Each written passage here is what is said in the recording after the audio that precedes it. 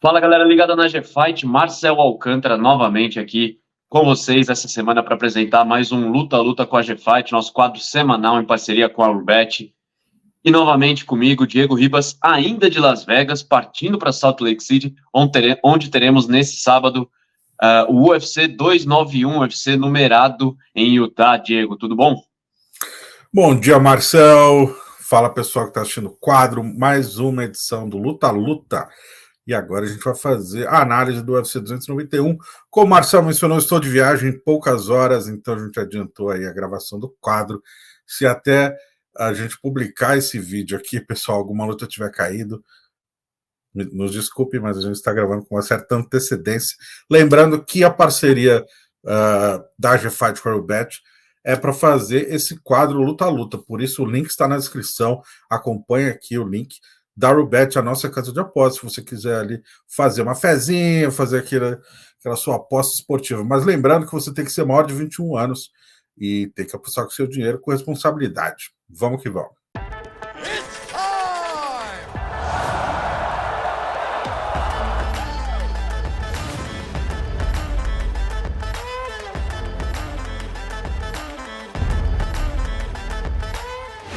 Diego, partindo então para as lutas do card principal do UFC 291, a gente vai começar falando de Michael Chiesa e Kevin Holland, luta válida pela categoria dos meio-médios até 77 quilos. O Chiesa tem 16 vitórias e 6 derrotas na carreira, o Holland 24 vitórias e 6 derrotas. Chiesa tem 35 anos, dos Estados Unidos, número 12 do ranking, finalizador nato, 10 das 16 vitórias por finalização, mas vem de 2 derrotas consecutivas, enquanto Holland tem 30 anos, 14 das 24 vitórias por nocaute, e vinha de 2 derrotas para o Chimaev, para o Thompson, até vencer o Santiago Ponzinibbio em abril deste ano. E aí, Diego?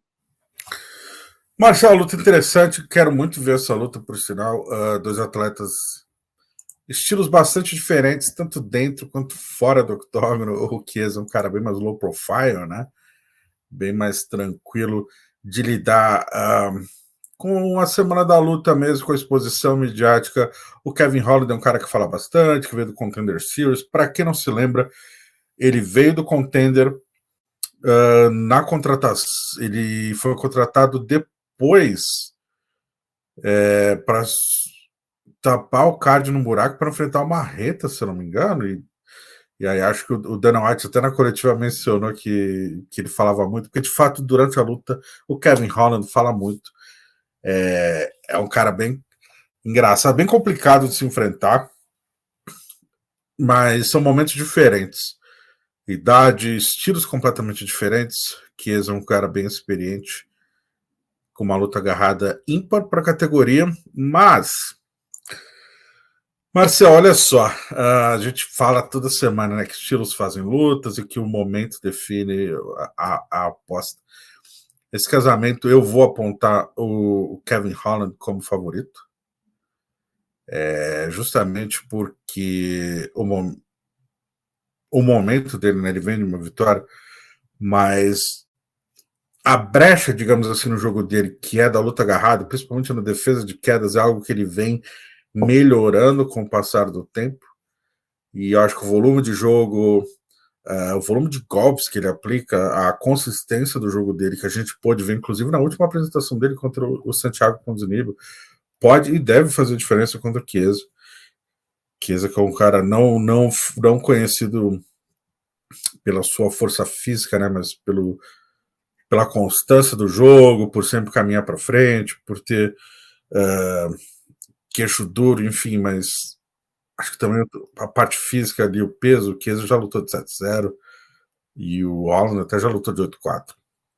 Então, altura, envergadura, volume de golpes, esse casamento, eu sou mais propenso a apontar um favoritismo para o Kevin Holland. E é o que as casas de apostas, a Urbet, também aponta. O Chiesa paga 2,23, enquanto o Holland paga 1,64, o favoritismo para o Kevin Holland. Passando para a categoria dos leves, a luta seguinte, o encontro entre Tony Ferguson e Bob Green, dois atletas extremamente experientes O Ferguson tem 25 vitórias, 8 derrotas. O Bob Green tem 29 vitórias, 14 derrotas. O Ferguson com 39 anos, dos Estados Unidos, 5 derrotas seguidas. Não vence desde junho de 2019, quando derrotou o Donald Cerrone no UFC 238. E está no UFC desde 2011. Já o Bob Green tem 36 anos, última vitória em fevereiro de 2022, mas com 2 derrotas e um no contest depois disso aí. No UFC desde 2013, Diego. Dois caras aí, lendas do UFC, lendas do MMA, e que vão se enfrentar em fases ruins. O que esperar dessa luta? É verdade. 2 veteranos aí, né? O Ferguson já vem com status de possível Hall da Fama, enfim, já foi campeão interino. Mas a fase não é boa de nenhum dos dois, na verdade, como você já mencionou.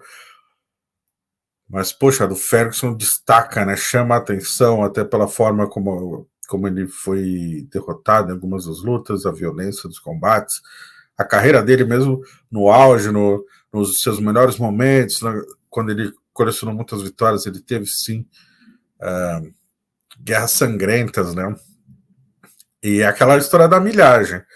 O queixo tem milhagem, o corpo do atleta tem milhagem. Há quem diga, Marcel, vou ser bem sincero, que existe uma chance do Ferguson, caso de derrota, se aposentar. Era o que eu ia te perguntar agora. Neste sábado, existe sim essa possibilidade. É uma pena, né, para quem já viu o Ferguson no auge ali. O Ferguson também já passou por alguns problemas pessoais, enfim, ao longo dos últimos anos. É uma pena no sentido de parar numa fase ruim. A maioria dessas derrotas também, ele se apresentou de forma, as primeiras derrotas, né, ele se apresentou de forma boa, assim, performou bem. Nunca deixou de entregar o show, inclusive uma delas foi pro Charles Oliveira, para quem não se lembra. Hein? Foi a última luta do Charles antes de disputar o cinturão, vale lembrar. Mas o rendimento dele caiu bastante, a absorção de golpes, velocidade, tempo de reação, esse era o termo que eu queria usar. O tempo de reação dele caiu bastante. Na luta dele contra o Ney Diaz a gente pôde ver isso. Óbvio que teve uma troca de oponentes em cima da hora, mas ficou longe de ser o Ferguson que a gente se acostumou a ver. Somado a isso, Marcel, o estilo de luta do Bob Green, um cara que tem um wrestling bom, calibrado, tem uma mão pesada.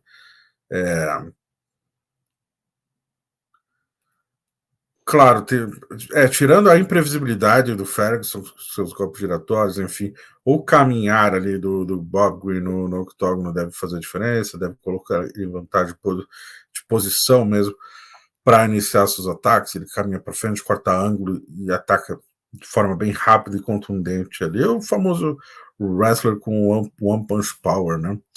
Acho que esse estilo favorece sim o Green, e eu vejo ele como favorito. Assim como a Rubet, que aponta o Bob Green com claro favoritismo, né? 1.26 paga a cada real apostado por Bob Green, e o Ferguson 3.73 é o favoritismo razoável aí para o Bob Green, então, nessa luta.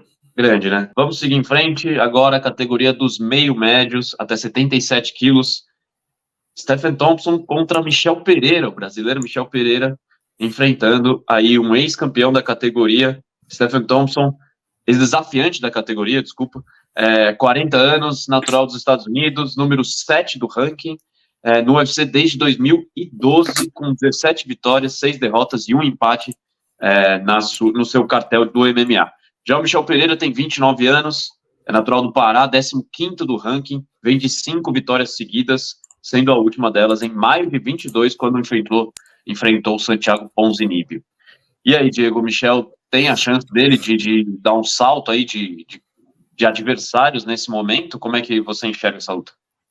Essa é, de fato, a chance do Michel, é o bilhete de ouro que ele tanto procurou.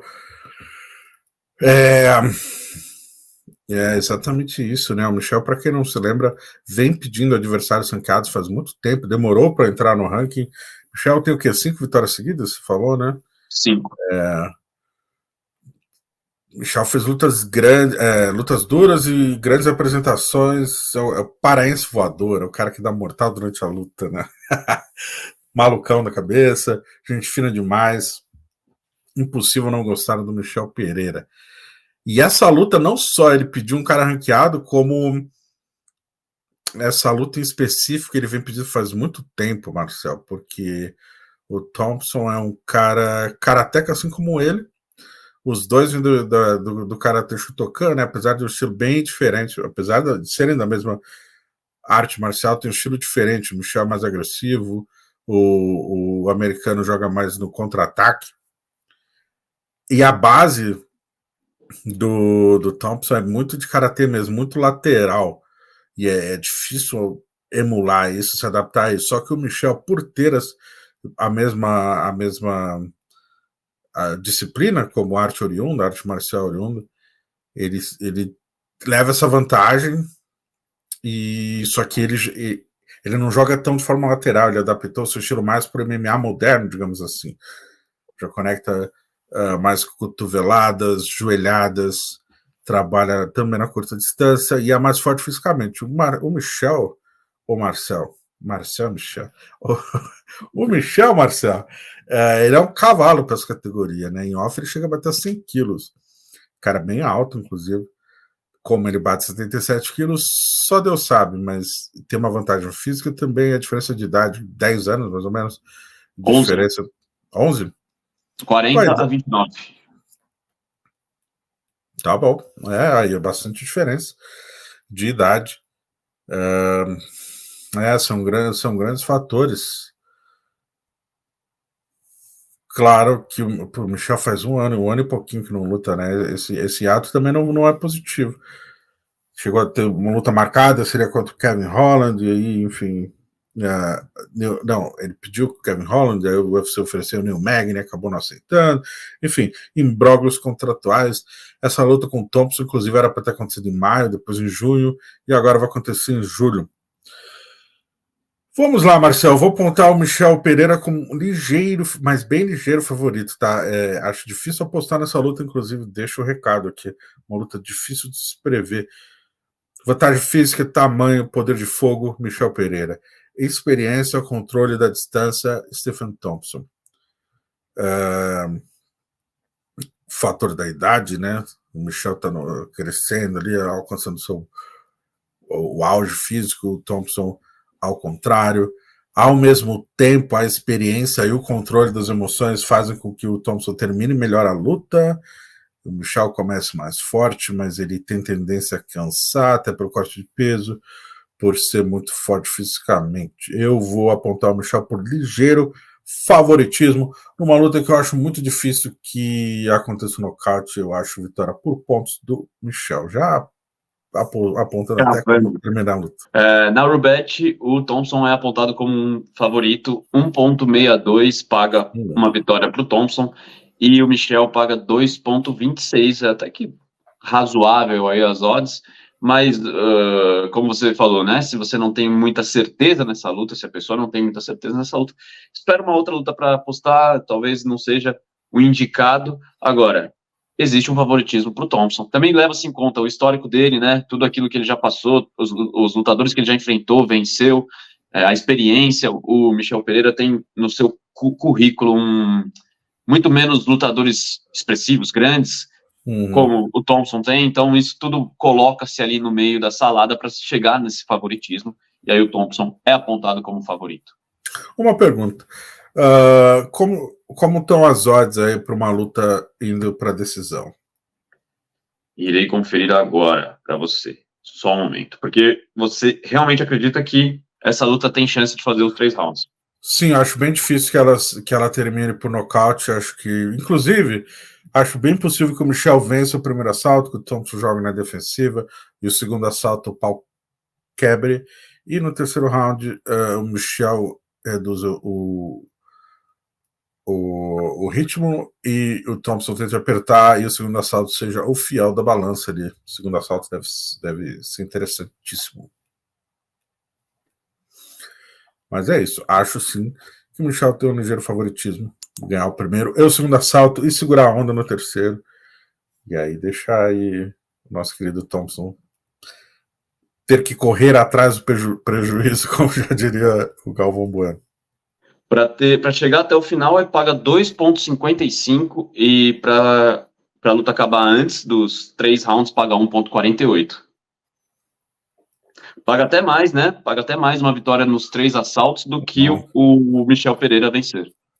Olha só, então na Rubet o favoritismo é de que a luta acabe antes do final e que o Thompson vença. E eu tenho a visão, a leitura completamente diferente dos apostadores da Rubet. É isso. Bom, partindo então agora para a luta co-principal da noite, Jan Blachowicz enfrentando o brasileiro Alex Poatan, Alex Pereira, uma luta esperadíssima para a gente, vendo aí o Alex Poatan subindo de categoria depois de conquistar o cinturão dos médios, perder também para o Israel Adesanya, e encarando agora uma parada duríssima, o polonês Blachowicz, de 40 anos, número 3 da categoria, ex-campeão, e vem de empate contra Ankalaev em dezembro de 2022. Ele tem 29 vitórias, 9 derrotas e 1 empate. Já o Poatan tem 36 anos, é de São Bernardo, aqui do ladinho de onde eu moro, número 2 da categoria dos médios, vem do kickboxing, ex-campeão, enfrentou a Adesanya lá, aquela história que a gente já está cansado de conhecer, e das 7 vitórias, 6 foram por nocaute, as 7 vitórias que ele tem na carreira. Ele tem apenas 2 derrotas no MMA, Diego. Exatamente, Poatan que vai estrear aí no meu pesado, já enfrentando o ex-campeão. Nunca teve vida fácil no MMA, né? Carreira curta, mas intensa. Belo trabalho de seus empresários, o Ed Soares e o Jorge Guimarães. Já colocando ele para enfrentar o Blachowicz, em caso de vitória, eles colocam numa posição de destaque aí na categoria para ficar de olho no cinturão.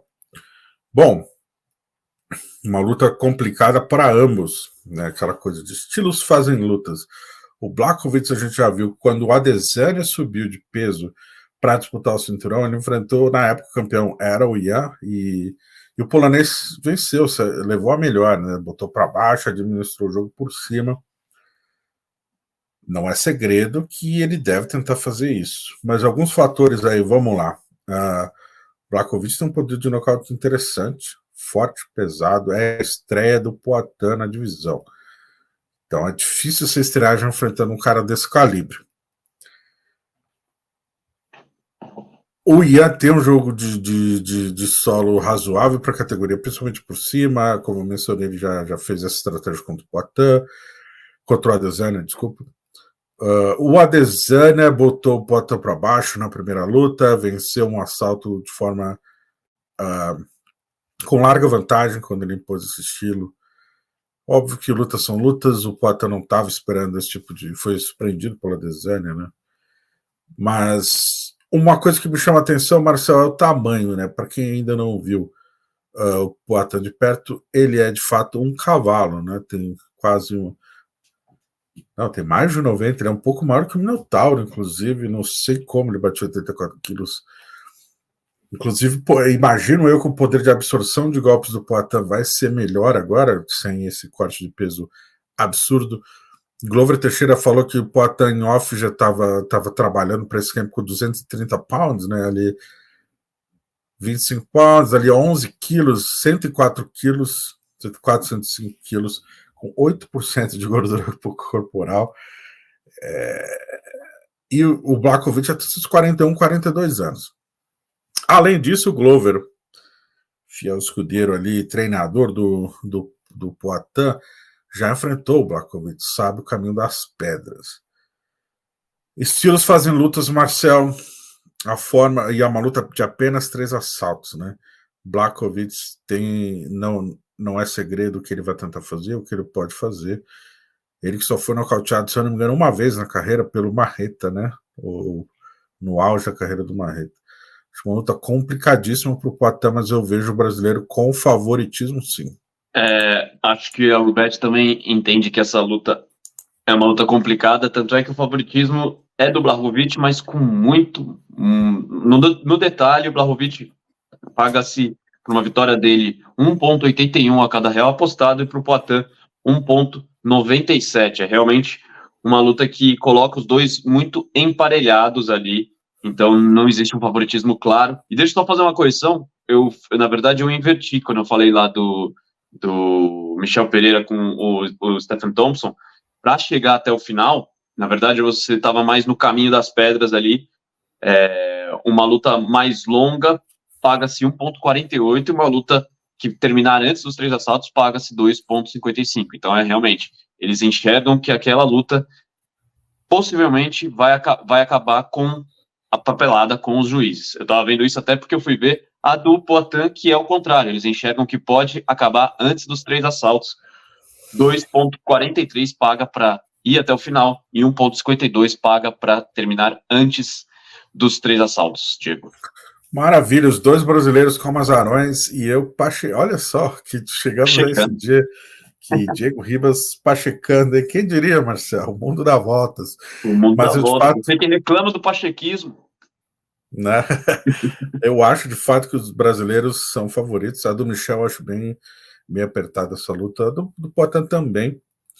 Mas é isso, essa luta do Poatan e Blachowicz, Marcelo, não sei se você acompanhou rapidamente, por um momento breve ali, teve uma discussão entre os fãs, né? Se poderia ou não valer o cinturão que tá vago, já Jamal Hill se machucou e vagou o título, não temos campeão até 93 quilos, e muitos fãs pediram que essa luta entre o Poatan e o Blachowicz valesse o título, o cinturão da categoria até 93 quilos. Não foi o fato, não valia, não fazia sentido. Posso até fazer um vídeo falando sobre isso depois, mas não fazia sentido. E é isso. E agora o vencedor dessa luta se coloca numa posição bem interessante para ou desafiar ou disputar o cinturão, seja ele contra o Ankalaev ou contra o próprio Jiri ou o Prochaska, ou esperar que o Prochaska enfrente o Ankalaev. É isso. Vamos seguir então agora para a categoria dos leves. Cinturão em jogo, mas cinturão BMF, é isso, Diego? Explica pra gente aí por que o cinturão BMF está em jogo e por que para Justin Gaethje versus Dustin Poirier. Vamos lá, o que é o tal do cinturão BMF, the baddest motherfucker? É o cara mais durão, né? Contratualmente, o UFC, em seus cards de pay-per-view, precisa de um cinturão para liderar os cards. Cards numerados, cards de pay-per-view. Anos atrás, ali, antes da Covid, né, teve um card em Nova York que não tinha alguém para liderar o card, com o valendo cinturão. E aí criaram o cinturão interino BMF, o cinturão BMF, e era o Nate Diaz contra o Jorge Masvidal. Masvidal ganhou, inclusive. E aí trouxeram o The Rock, né, o Dwayne Johnson, para apresentar o cinturão. Enfim, o americano adora isso.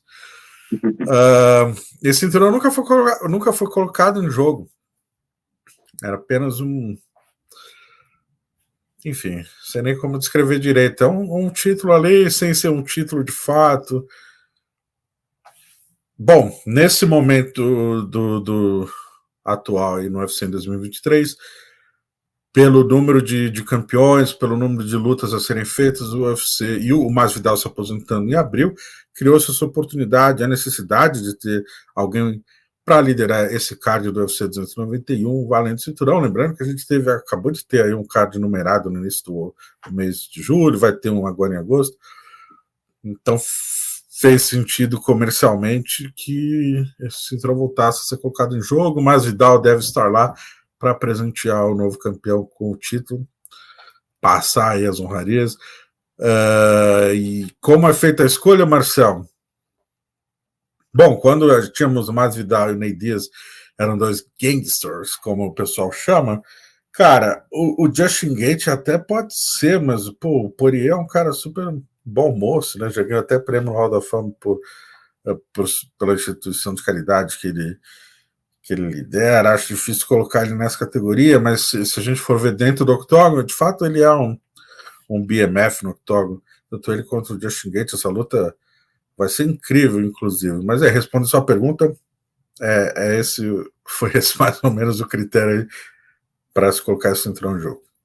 Um critério quase sem critério, mas é isso. Precisa de um cinturão em jogo e a gente terá o cinturão BMF. Mas um cinturão também que vai mexer bastante com a categoria dos leves, já que os dois estão ali no topo da divisão, né? O Justin Gaethje, o Dustin Poirier tem 34 anos, é dos Estados Unidos, número 2 do ranking dos pesos leves, enquanto ele já venceu o Justin Gaethje. em 2018 por nocaute. O Justin Gaethje tem 34 anos também, dos Estados Unidos também, número 3 do ranking. E os dois atletas são até razoavelmente parecidos, tem um cartel também parecidos, 24 vitórias e 4 derrotas para o Gaethje, 29 vitórias e 7 derrotas para o Poirier. Os dois atletas têm a mesma idade, os dois são ex-campeões interinos, os dois atletas foram finalizados por Charles do Bronx, os dois atletas perderam para Nurmagomedov e tem cartéis aí parecidos, Diego. Como você imagina essa luta, uma luta realmente pode não, tudo bem, vale um cinturão questionável, mas a luta em si promete ser com uma qualidade bem alta. Qualidade alta, intensidade elevada também. Já adianto que essa luta dificilmente chegará à decisão dos jurados, né? Deve estar pagando as apostas, imagino eu, na Norbet, indicam isso também. Eu vou colocar o Dustin Poirier como favorito, cara, mais volume de jogo, mais cartas na manga, ele tem muito mais a oferecer, ofensivamente e defensivamente, faixa preta de jiu-jitsu, ataca bem, chutes baixos, chute alto, cotovelado, no clinch, na longa, cara muito estratégico e agressivo ao mesmo tempo. O Justin Gaethje é aquela carta selvagem, né, que a gente fala, caminha para frente o tempo todo e liga o modo socorro Deus, né, o que vier, virá, agressividade do início ao fim, meio Robbie Lawler, Vanderlei Silva, dos tempos modernos, sempre disposto a trazer uma guerra, mas com algumas brechas no seu jogo, que eu acho que o Poirier vai saber utilizar. Com o primeiro assalto é bem complicado, porque o Gaethje é um absurdo, né? Mas eu acho que o Poirier leva assim vantagem. Volume de jogo é parecido, mas estratégia QI de luta do Poirier, eu acho que ele tem alguns anos-luz aí na frente, ele larga com favorito, sim. Lembrando que o vencedor dessa luta se coloca em posição interessantíssima aí para brigar pelo título, até se colocar de olho no retorno do McGregor aí, o Poirier que já enfrentou o McGregor 2 vezes. Então é isso, acho que a primeira luta entre eles foi bem agressiva também. Poirier venceu. Não vejo muitos segredos, não. Acho o Poirier favorito. E vencendo, ele vai ficar ali numa posição de destaque para enfrentar o vencedor de Makhachev e Charles Oliveira, que acontece em outubro. E as odds da Norbet também apontam favoritismo para o Poirier com 1,63 contra 2,24 para o Justin Gaethje. Favoritismo do Dustin Poirier, Diego, é isso. Do UFC 291, acho que a gente passa a régua. E agora, rapidamente, vamos falar do UFC Londres, onde um bom desempenho do Diego, acertou 5 das 6 lutas que a gente palpitou aqui. Então, Diego, se você quiser fazer um resumão do seu desempenho e de como foram as lutas, todo seu. Por favor, deixa eu até abrir aqui, né? Porque quando o prospecto é bom, tem que exaltar, né? Vamos lá. O Murphy contra o Joshua, decisão unânime do Murphy, acertei essa. O Zian contra o Herbert, decisão unânime do Zian, acertei essa também, Marcel. Paul Greg e André Muniz e André Sergipano. Esse foi o único erro daquele card, derrota do Sergipano, nocauteado no segundo assalto. Lembro que na análise mencionei ali que o escocês aceitava a luta no chão, ele guarda bem, gosta de lutar com as costas no chão, mas foi justamente quando ele ficou por cima que ele... Isso me chamou a atenção, as 2 quedas que ele conseguiu no Sergipano foram até certo ponto fáceis, me surpreendeu. Na análise, eu até citei que eu não imaginava que ele conseguiria derrubar o Sergipano, e fez com certa facilidade. Tanto eu quanto o Sergipano fomos pegos de surpresa aí nesse momento. Vitória aí do Paul Craig. O Wood venceu o Fili, mais uma derrota para o Fili, André Fili. Poxa, o momento não tá bom. Infelizmente, apesar de que a luta foi bem interessante. Co-main event, o Julia Stoliarenko finalizou a Molly McCann em menos de 2 minutos. Ela que era azarã para a luta. mas eu cravei ali que ela tinha chance, e se você confere o meu palpite, fez essa fezinha aí, o louco foi bom, né? Porque ela era razoavelmente bastante zerão para essa disputa. E no main event, Marcel, a barbada da noite, evento para inglês ver, Tom Aspinall contra o Marcin Tybura, vitória do Aspinall mais uma vez, mais uma vitória com certa facilidade, finalização, nocaute no assalto inicial, um pouquinho mais de um minuto, e o Aspinall que agora volta a colocar seu nome aí, ele que passou por uma lesão e tal, agora volta a colocar seu nome na reta de colisão com os campeões, com os tops da divisão, de olho aí no cinturão dos pesos pesados do UFC. É isso, então. E se você não confia exatamente no Diego aí falando que ele tá acertando tudo, pode clicar no vídeo da semana passada para você conferir que é verdade o que ele tá falando. E aí aproveita e dá mais um viewzinho, dá um likezinho ali pra gente. Se puder também, deixa o seu like aqui nesse vídeo, comenta, compartilha, enfim. E clica no link da Rubet, que semana que vem a gente volta com mais um Luta na G-Fight. Valeu, Diego, até a próxima. Valeu, Marcelo. Isso aí, pessoal. Link na descrição, nossa parceria G-Fight e Rubet. Dá essa moral pra gente. Vamos que vamos. Os